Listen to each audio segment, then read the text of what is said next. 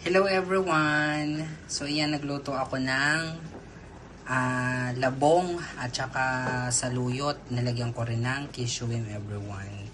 So ayan, nilagyan ko rin ng alid o yung malidilis na tuyo na yan. So yan, ewan ko parang dininding ata ito, pero basta dito ko na lang natutunan everyone ang pagkain ng saluyot. Pero sa amin nung ako nasa Batangas everyone, etong saluyot ay damo sa amin, hindi to kinakain. Pero dito na lang talaga ako natuto sa Israel ng pagkain nitong saluyot.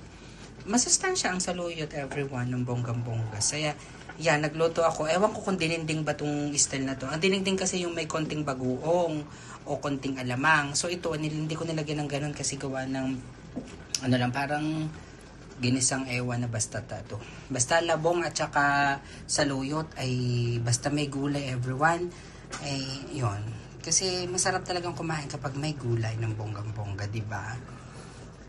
Mas pangalagaan natin ang ating sarili. Alam niyo everyone, ang technique lamang kung ayaw niyo magkasakit, kung ano yung inyong kinakain o ipinapasok sa katawan is yan din ang magbibigay ng resulta. So kung ang inyong kinakain is mga unhealthy foods at saka mga fast food, mga instant food, so instant din yung buhay, di ba? So kailangan mas maging healthy tayo. Prevention better than cure ng bonggang-bongga everyone. Stay healthy!